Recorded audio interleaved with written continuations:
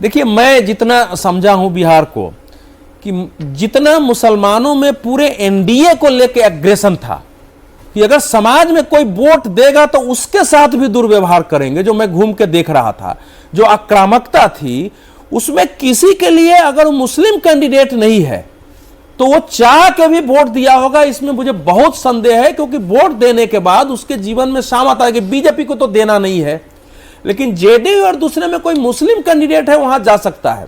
इसलिए अगर 11-12% वोट भी वोट दोनों मित्र कह रहे हैं कि हो सकता है, तो मुझे बहुत हैरत होगी कि मैं देख के आया हूं इस बार। हम नहीं कहे भाई 11-12%। बड़े मैं देख रहा था कि जहां नाम लीजिए, पहले तो नॉर्मल बात होती थी, वहां इतने हमलावर हो जाते थे सब। मेरे ख्याल से प्राची और दोनों ये लोग भी इसको बताएंगे। सीट दीजिएगा 4। मेरे सामने बिल्कुल स्पष्ट था कि इस बार मुस्लिम वोट वन साइडेड मेजॉरिटी जाएगा, उसमें कहीं कोई नहीं है। एमआईएम को भी इस बार हो सकता है, ये बायसी कुछ ये सब जो बता रहे हैं इस बार मुझे नहीं लगता। एक निराशा थी जो मुस्लिमों में, जो एक चर्चा थी, एक निराशा इस बात को लेकर थी, जो चर्चा शुरू में हुई, बाद में हालांकि धीरे धीरे करके वो खत्म हो गई। वो चर्चा इसी बात को लेकर थी जो ओवैसी ने कहा कि भाई हम 18% वाले हमें दरी बिछाने के लिए रखा जाएगा क्या। कुछ मुसलमान इस बात की चर्चा करते नजर आए, लेकिन वो वोट उधर देना चाहते हैं जो बीजेपी को हराए, और वो ताकत सिर्फ उन्हें महागठबंधन में नजर आती है। वो उन्हें ताकत जो है वो एआईएमआईएम में नजर नहीं आती है,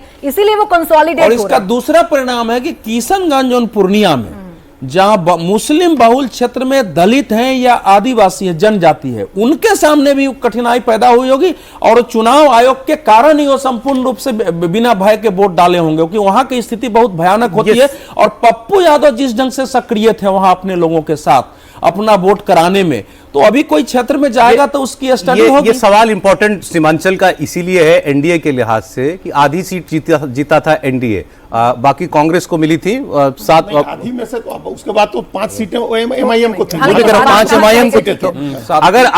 अगर ये चुनाव जो है 25-30 सीट के फासले वाला है, तो सीमांचल में भी ये लीड जो बीजेपी को मिली थी इंपॉर्टेंट है उसके लिए बहुत।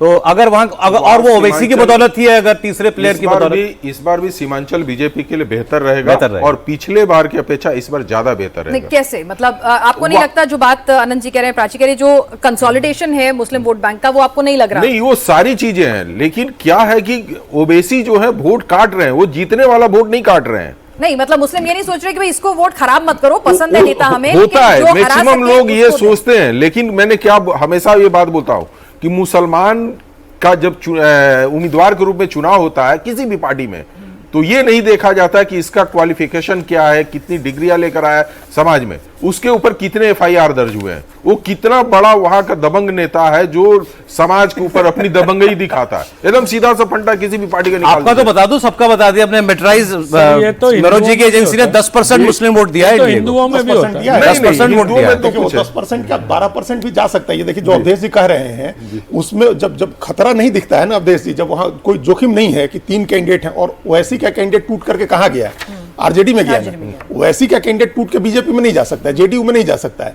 इसलिए वहां ओवैसी को जिंदा रखना है मुसलमानों को, इस बात को आप समझिए। ओवैसी के साथ जो नौजवानों का वोट है वो बड़ा इंपॉर्टेंट है, नौजवानों का वोट। इंडिविजुअल कैपेसिटी में भी तो कोई आदमी अपने लिए वोट लेता है, लेता ही है ना, हम कर रहे हैं, तो कहीं ना कहीं उसमें भी तो एक फैक्टर रहता होगा ना। दूसरी बात जो कह रहे हैं मनोज जी, हमको इस बार थोड़ी समस्या वहां इसलिए लग रही है, 2 सीटों की चर्चा हम करेंगे मनोज जी, उस पर अपना देख लें उसमें रिजल्ट में।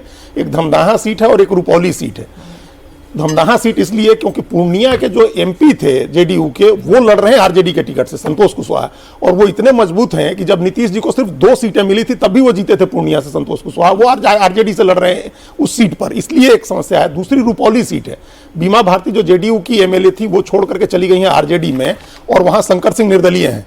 तो ये जो सीट है एनडीए की सीट थी पहले बीमा भारती वाली, तो रुपौली और धमदाहा के कारण हमको लगता है कि 12 से। देखिए ये रूट बिहेवियर है, गेस्ट सामने बैठे हैं, मैं उनके सर्वे का डिटेल ना दूं तो पूरा सर्वे बता देता हूं ना। आपने दिया 147 से 167 एनडीए। एक बात और कह देता हूं, आप जो अभी दिखा रहे थे सर्वे एक्सिस माई इंडिया का, उसमें एक दिलचस्प आंकड़ा है। हाँ बताइए। उसमें मल्लाहों वाला जो चंक है 4% का, मल्लाह केवट और ये सब लोग 4%, उसमें भी एक्सिस माई इंडिया कहता है कि 46% एनडीए को मिल रहा है, और 40% मिल रहा है उसको, महागठबंधन को। तो अब मुकेश सहनी को लेकर जो इतना बड़ा वितान रचा गया था, तो ये समझ लीजिए कि हाँ। मल्लाहों और केवटों के भी जो केवट मल्ला 46% एनडीए है और महागठबंधन 40 है, ज्यादा इधर है भाई। 6% का अंतर वहां भी है, ज्यादा। मल्लाहों में भी। तो ये जो माहौल बनाया जाता है ना कि सन ऑफ मल्लाह, तो मल्लाहों ने बता दिया है कि भाई सन ऑफ मल्लाह कौन है।